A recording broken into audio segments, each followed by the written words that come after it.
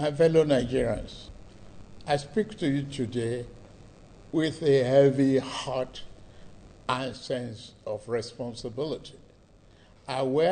Ya ku uwana 'yan Najeriya, ina magana ne da ku a yau cikin alhili, tare da ƙoƙarin sauke nauyin da ke wuyana cikin gaggawa. Hakan na faruwa ne saboda sanin irin tashe-tashen hankula da zanga-zangar da aka yi a wasu jihohinmu ta haifar. Musamman da ya zamo cikin masu zanga-zangar akwai haziƙan matasan Najeriya da ba su da wani buri ko mafarki, sai na ganin an samu ci gaba mai kyau da ɗorewa a ƙasarmu. Na ji ciwon irin asarar rayuka da aka yi a wasu jihohi irin su Borno, Jigawa, Kano, Kaduna da dai sauransu, da ɓarnata dukiyoyin jama'a a wasu jihohi, kai har ma da yadda aka rika wawushe manyan kantuna da shaguna, saɓanin alkawarin da masu shirya zanga-zangar suka yi cewa zanga-zangar za ta kasance cikin lumana a faɗin ƙasarmu. Mun sani rushe ƙaddarori babu abin da zai haifar sai mayar da mu baya a matsayinmu na al'umma, domin kuwa da ɗan abin da muke riritawa za a sake amfani da su wajen sake gina abin da aka rusa. Ina miƙa ta'aziyyata ga iyalai da 'yan uwan waɗanda suka rasa rayukansu a yayin zanga-zangar. Ina so mu sani cewa dole ne mu daina amfani da zubar da jini da tashin hankali da barna a matsayin hanyar neman biyan bukata. A matsayina na shugaban ƙasar nan, wajibi ne a kaina in tabbatar da zaman lafiya kamar yadda kundin tsarin mulkin ƙasar nan ya ɗora min alhakin haka, kuma na amince da cewa zan kare rayuka da dukiyoyin kowane ɗan ƙasa. Don haka gwamnatinmu ba za ta sa ido ta bar wasu tsararru masu boyayyar manufa ta siyasa su wargaza wannan ƙasa mai albarka ba. A wannan yanayi da ake ciki, ina ba masu shirya wannan zanga-zangar umarni da su dakatar da duk wata zanga-zanga, su maye gurbinta da buɗe ƙofar tattaunawa da sulhu, wanda a koda yaushe ƙofa ta a buɗe take ga hakan. Najeriya na buƙatar dukkanmu baki ɗaya ne a halin yanzu. Tana so mu haɗa kai ba tare da la'akari da bambancin shekaru, jam'iyya, ƙabila, addini ko rarrabuwar kawuna ba. Mu haɗa kai wajen gyara makomarmu a matsayin ƙasa ga waɗanda suka yi amfani da wannan yanayi da bai dace ba don yin barazana ga kowane ɓangare na ƙasar. Ina gargaɗinsu da cewa doka za ta riske su. Sabuwar Najeriya da muke rajin ginawa bata tanadi wani muhalli wa ƙabilanci ko barazana ga wani ba. Demokradiyyarmu za ta ci gaba ne kawai idan muka mutunta haƙƙin kowane ɗan Najeriya da tsarin mulki ya bashi. Ina kira ga hukumomin tsaro da su yi amfani da hanyar da ta dace wajen ci gaba da tabbatar da doka da oda, tare da bayar da cikakken tsaro ga rayuka da dukiyoyin 'yan ƙasa da ba su ji ba ba su gani ba. ƙudirina a game da ƙasarmu shine samar da ƙasa mai adalci da wadata, inda kowane mutum zai ci moriyar zaman lafiya, 'yancin da rayuwa mai ma'ana da ci gaba na gari bisa turbar gaskiya da riƙon amanar al'ummar Najeriya. Kuma ta hanyar demokradiyya ne kadai za a iya samar da hakan. Shekaru da dama tattalin arzikinmu ya kasance mai rauni, kuma ya shiga tsaka mai wuya sakamakon rikon sakainar kashi da ya fuskanta, waɗanda ya dakushe ci gabanmu. A shekara guda da ta wuce ne muka tabbatar da cewa ƙasarmu kuma abar ƙaunarmu Najeriya ta kai matsayin da ba za mu iya ci gaba da yin amfani da hanyoyin magance matsaloli na wucin gadi ba, domin magance matsalolin da suka daɗe suna ci mana tuwo a ƙwarya, da ƙoƙarin ceto gobenmu da ta zuriyarmu da ba haifa ba. Na tsinci kaina a wanda ba shi da zaɓin da ya wuce na ya ɗauki matakin da ya dace duk da raɗaɗinsa. Don haka ne na cire tallafin man fetur da kuma kawar da tsarin masayar kudaden waje da yawa waɗanda suka haifar da tsaiko da cikas ga tsarin tattalin arzikin ƙasarmu da ci gabanta da namu. Waɗannan matakai da na ɗauka sun toshe duk wata ribar da 'yan fasa ƙauri da masu yin wa ƙasarmu zagon ƙasa suka samu. A haka kuma sun toshe tallafin da muka baiwa kasashen da ke makwabtaka da mu na a sai da rai a nemo suna. Da tuni kafin mu farga sun mayar da tattalin arzikinmu kashin baya. Waɗannan matakai da na ɗauka sun zama dole ne muddin muna son mu sauyawa tattalin arzikinmu sheƙa daga maras amfanarmu zuwa mai mana amfani. Na yarda hakan zai haifar min da ƙalubale, amma ina tabbatar muku cewa na shirya fuskantar kowane irin ƙalubale muddin zai samar da kyakkyawan shugabanci ga al'ummar Najeriya. A cikin watanni 14 da suka gabata, gwamnatinmu ta samu gagarumar nasara wajen sake gina ginshiƙin tattalin arzikinmu da zai ciyar da yau da gobenmu gaba cikin wadata. Misali, a bangaren kudaden shiga kadai, jimlar kudaden shiga na gwamnati ya rubanya fiye da ninki 2, inda ya kai sama da naira triliyan 9.1 a rabin farkon shekara ta 2024 idan aka kwatanta da farkon shekara ta 2023. Wannan ya biyo bayan ƙoƙarin da muke yi ne na toshe duk wata kafa da dukiyar Najeriya ke bi take zurarewa don bullo da dabarun sarrafa albarkatu da tattara kudade ta hanyar kirkire-kirkire ba tare da an ɗora wa mutane nauyin hakan ba. Sannu a hankali yawan aiki yana ƙaruwa tare da samar da wasu hanyoyin fitar da wasu albarkatun da ba man fetur ba. Mun fara haɓaka hanyoyin cin gajiyar sabbin damammaki da sabon yanayin tattalin arzikinmu ke samarwa. 'Yan uwana maza da mata, tafiya fa ta soma nisa. Mun baro lokacin da ƙasarmu ke kashe kaso 97 na duk kudaden shigar da take samun wajen biyan bashi. Mun iso inda a yanzu kashi 68 ne ke tafiya a biyan bashi. Wannan nasarar an same ta ne cikin watanni 13 kacal. Mun biya haƙoƙin musanyar kuɗaɗe na ƙasashen waje da suka daskare a kan tattalin arzikinmu na kusan dala biliyan 5 ba tare da hakan ta kawo tsaiko a tsare-tsarenmu ba. Wannan ya ba mu ƙoƙarin 'yancin iya sarrafa kuɗaɗenmu ta inda a yanzu za mu kashe ƙarin kuɗi a kanku 'yan ƙasarmu, musamman a fannin tallafawa mahimman ayyuka zamantakewa kamar ilimi da kiwon lafiya. Kazalika hakan ya sa jihohinku da ƙananan hukuminku sun sami mafi girman kason kuɗi da ba a taɓa samun irinsa ba a tarihin ƙasarmu daga asusun tarayya ba.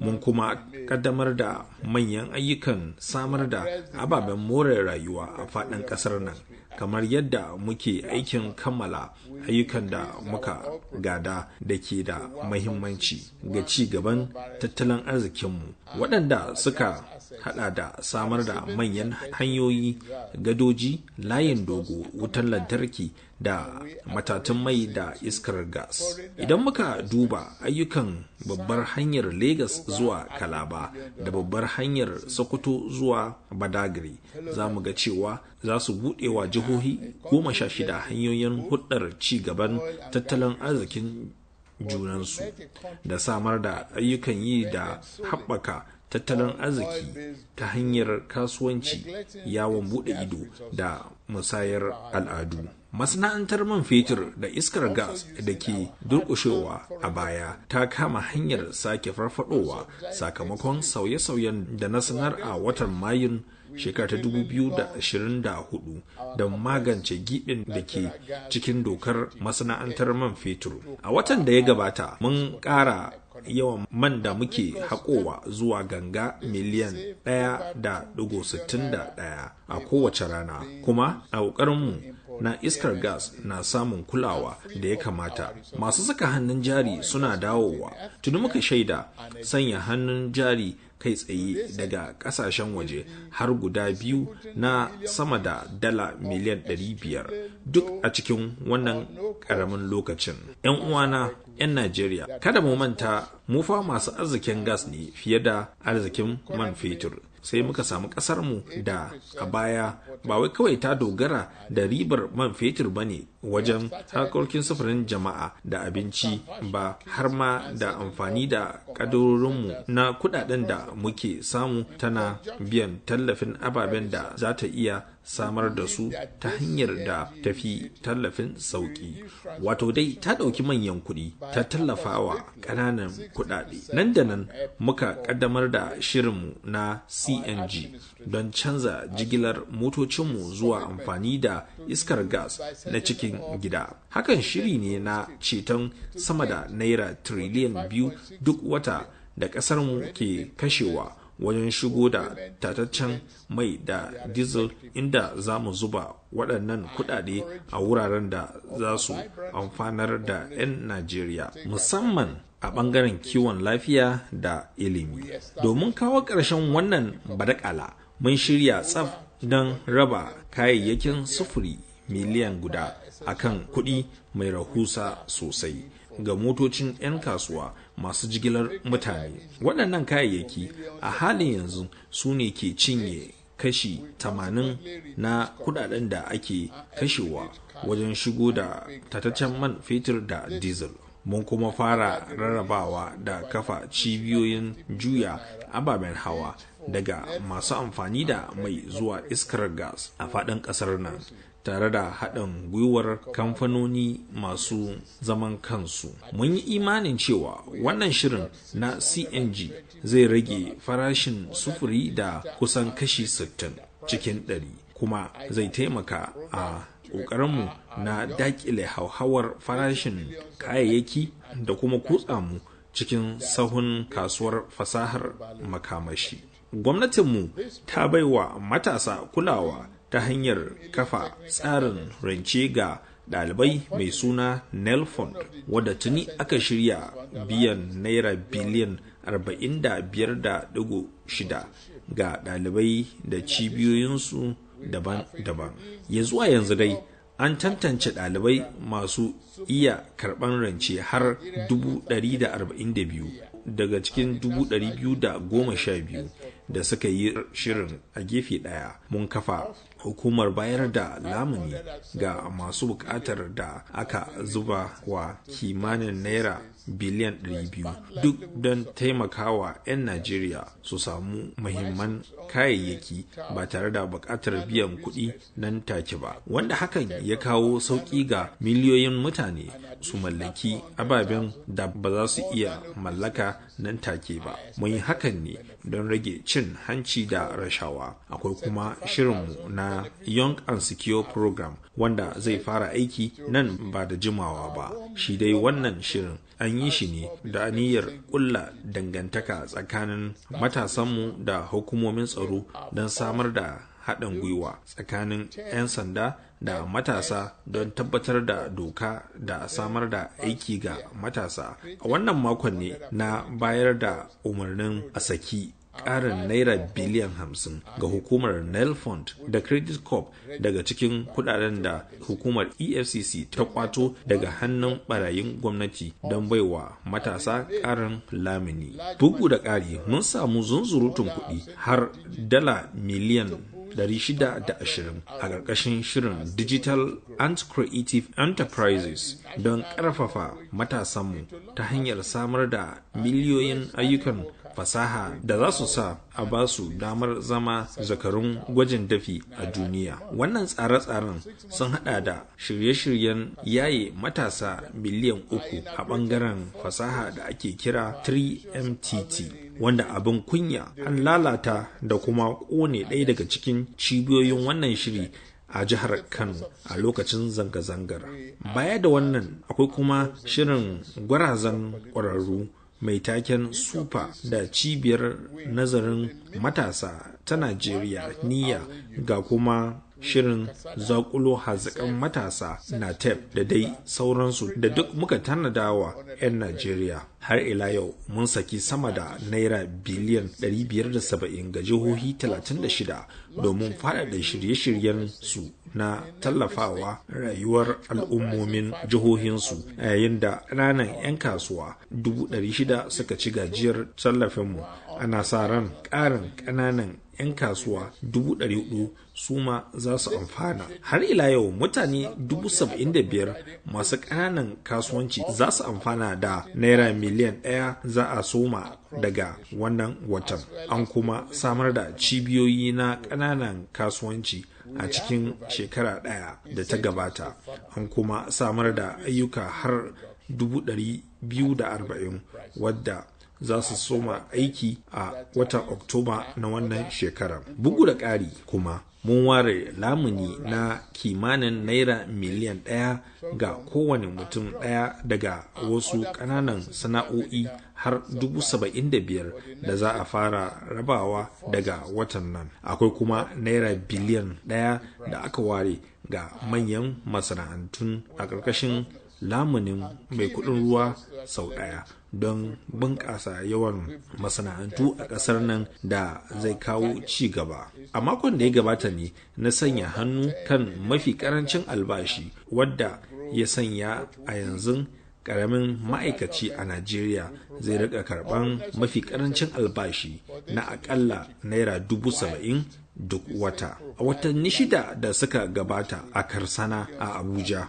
na ƙaddamar da kashi na farko na shirinmu na gina gidaje a birnin Renewed Hope City and Estate. Wannan aikin shine kashi na farko irinsa guda 6 da muka tsara. Za mu gudanar a faɗin shiyoyi 6 na ƙasar nan. Kowane ɗaya daga cikin waɗannan biranen zai kunshi akalla rukunin gidaje 1,000. Ita kuwa Karsana za a samar da rukunin gidaje kimanin 3,212. Baya ga waɗannan ayyukan na gine-gine, mun kuma ƙaddamar da sabbin rukunan gidaje na Renewed Hope Estate a kowace jiha. Kowane rukuni ya kunshi gidaje 500. Manufarmu ita ce mu kammala jimillar rukunan gidaje 100,000 a cikin shekaru 3 masu zuwa.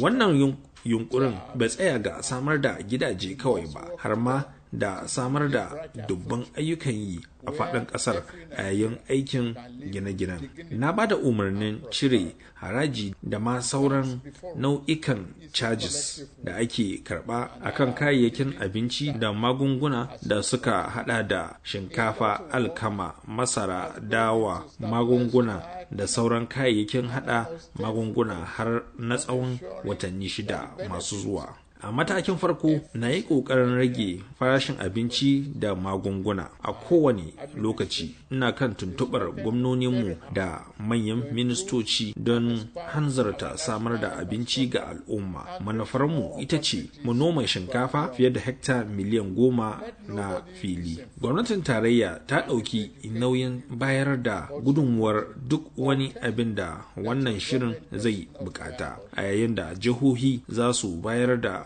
gudunmuwar filayen noma. Hakan zai samar wa miliyoyin al'ummarmu aiki da kuma ƙara samar da abinci. A cikin 'yan watannin da suka gabata, mun kuma ba da odar sayo na'urorin noma irin su taraktoci da darajarsu ta kai biliyoyin naira daga Amurka da Belarus da kuma Brazil. Ina tabbatar muku da cewa kayan aikin suna kan hanya. Ya ku 'yan uwana 'yan Najeriya, musamman matasanmu, na saurari aman kokenku, na fahimci fushi da ɓacin ran da ya sanya ku shiga zanga-zanga, kuma ina so in tabbatar muku cewa gwamnatinmu ta himmatu wajen saurare da magance matsalolin 'yan ƙasarmu. Amma kada mu bar fushi ya yi galaba a kanmu, ta inda za mu yi amfani da tashin hankali mu wargaza al'ummarmu. Dole ne mu haɗa kai don gina makoma mai nagarta, inda kowane ɗan Najeriya zai rayu cikin mutunci da walwala. Aikin da ke gabanmu na buƙatar taron dangi ne, kuma ni ne ke jagorantar wannan gamayyar. A matsayina na shugabanku, an gudanar da ayyuka da yawa wajen daidaita tattalin arzikinmu, don haka lokaci ya yi da zan mayar da hankali wajen tabbatar da cewa ribar wannan aikin ta isa ga kowane ɗan Najeriya kamar yadda na yi alkawari. Gwamnati na tana aiki tukuru don ingantawa da faɗaɗa kayayyakin more rayuwa na ƙasa da samar da ƙarin damammaki ga matasanmu wanda tabbas za ku gani a ƙasa. Kada ku bari wani ya ba ku labarin ƙanzan ƙurege na cewa gwamnatinku ba ta damu da ku ba, ko da yake an shayi muku alƙawura a baya da ba a cika muku ba. Ina so ku sani cewa muna cikin sabuwar gwamnati ne, sabon zubi, sabon zamani na sabunta fata. Aiki muku tukuru, kuma sakamakon aikin zai bayyana nan ba da jimawa ba, ta inda kowa zai shaida kuma ya ji daɗinsa. Ku bani dama mu yi aiki tare don gina kyakkyawar makoma ga kanmu da kuma 'ya'yanmu masu zuwa. Mu zaɓi kyakkyawan fata maimakon mummuna, mu zaɓi haɗin kai maimakon rarrabawa, mu zaɓi ci gaba a maimakon koma baya. Tattalin arzikin yana farfadowa, kada mu shaƙe masa numfashi. Yanzu da muka shafe shekaru 25 muna jin daɗin mulkin demokradiyya, kada makiya demokradiyya su yi amfani da ku wajen tallata ajandar rusa doka da tsarin mulkin ƙasar nan, wanda ya hakan zai mayar da mu da demokradiyyarmu can baya. Ina gaba dai.